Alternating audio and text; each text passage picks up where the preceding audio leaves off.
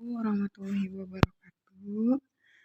Kembali lagi dengan saya Diara Ariandira dari Fakultas Hukum semester 3 non reguler dengan NPM saya 7420121172 dengan dosen pengampu saya yaitu Profesor Dr. Hajah Heni Nuraini SHMH dengan dosen asisten yaitu Dr. M. Rendi Aridhayanti SHMH.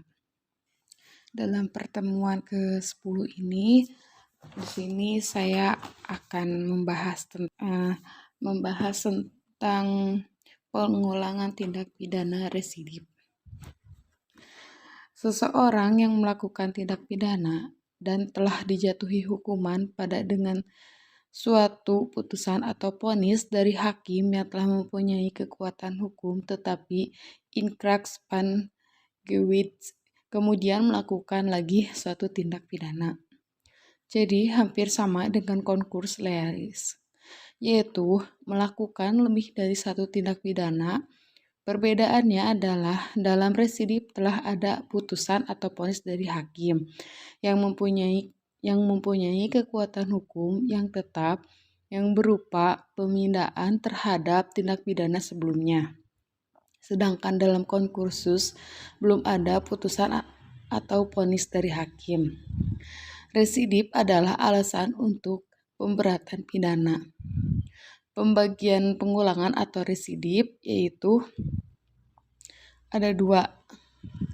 Yang pertama residip umum, yang kedua residip khusus. Residip umum yaitu semua pengulangan terhadap jenis tindak pidana apapun dan dilakukan dalam waktu kapan saja. Pengulangan melakukan alasan pemberatan, jadi tidak disyaratkan jenis tindak pidana yang dilakukan maupun tenggang waktu.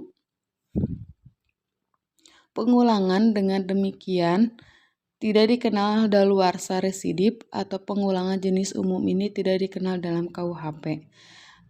Yang kedua tentang residip khusus, tidak semua jenis pengulangan merupakan alasan pemberatan. Pemberatan pidana hanya dikenakan terhadap pengulangan yang dilakukan terhadap jenis tindak pidana tertentu dan dilakukan dalam tenggang waktu tertentu. Jenis residip inilah yang dikenal KUHP.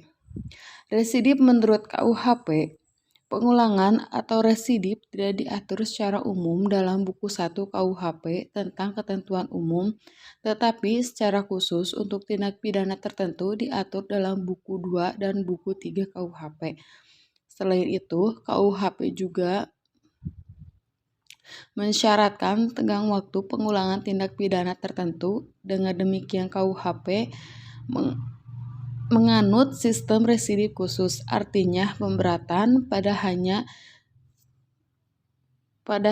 dikenakan pada pengulangan jenis-jenis tindak pidana tertentu saja dan dilakukan pada tenggang waktu tertentu.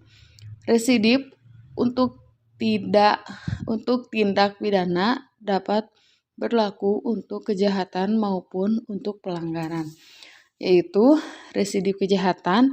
Dengan dianutnya residip khusus, maka residip kejahatan menurut KUHP adalah kejahatan-kejahatan tertentu yang dibedakan dalam pertama, residip kejahatan tertentu sejenis diatur secara tersebar dalam buku 2 KUHP yaitu dalam pasal 137 ayat 2.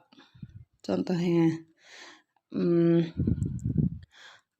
Lalu dalam residip kejahatan jenis hanya ada 11 jenis kejahatan yang merupakan alasan pemberatan pidana. Lalu ada syarat-syarat residip. Yang pertama, kejahatan yang diulang harus sama atau sejenis dengan kejahatan terdahulu. Yang kedua, antara kejahatan yang terdahulu dan kejahatan yang diulang harus sudah ada keputusan hakim yang berupa pemidanaan yang mempunyai kekuatan hukum yang pasti dan tetap. Yang ketiga, pelaku kejahatan dalam menjalankan kejahatan harus merupakan pencaharian khusus untuk pasal 216, 303 bis, dan 393 syarat itu tidak ada.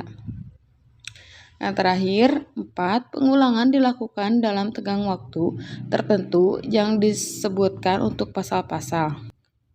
Ada 2. Yang pertama 2 tahun sejak adanya keputusan hakim yang pasti atau tetap. Yang kedua 5 tahun sejak adanya keputusan hakim yang pasti atau tetap. Cuma pasal yang yang pertama itu ada di pasal 137, 144, 208, 216 bis dan 321 KUHP. Lalu yang kedua tadi ada di pasal 155, 157, 161, 163 dan 393 KUHP. Tidak mungkin ada residip bila pertama, keputusan hakim tidak berupa pemidaan melainkan merupakan Bridgeproc, pembebasan dari segala tuntutan dan pelepasan dari segala tuntutan. Yang kedua itu keputusan atau vonis hakim masih dapat berubah dengan adanya upaya-upaya hukum yang berlaku. Lalu ada keputusan hakim yang berupa penetapan basic king, misalnya keputusan yang menyatakan tidak berwenang hakim untuk memeriksa perkara tersebut, keputusan tentang tidak diterimanya tuntutan jaksa karena terdakwa tidak melakukan kesalahan, lalu ada tidak diterimanya perkara karena penuntutan sudah daluarsa. Lalu yang terakhir yang perlu diperhatikan adalah bahwa saat pengulangan dihitung sejak adanya putusan hakim yang berkekuatan tetap. Jadi tidak disyaratkan apakah jenis pidana yang dijatuhkan oleh hakim sebelumnya dan juga tidak disyaratkan apakah pidana yang dijatuhkan itu sudah dijalankan atau belum, baik untuk sebagian ataupun seluruhnya. Dengan pemberatan pidana untuk residip kejahatan jenis ini berbeda-beda, yaitu 1. Dapat diberikan pidana tambahan berupa pelanggaran atau pembacaan hak untuk menjalankan mata pencarian. Yang kedua, pidananya dapat ditambah sepertiga khusus pasal 216. Yang terakhir, pidana dapat ditambah dilipat 2 kali, yaitu khusus untuk pasal 393, yaitu 4 bulan 2 minggu menjadi 9 bulan penjara. Cukup sekian dari pembahasan pertemuan ke-10 ini. Mohon maaf bila ada kata-kata atau kurang jelas dari saya, mohon dimaafkan. Wassalamualaikum warahmatullahi wabarakatuh.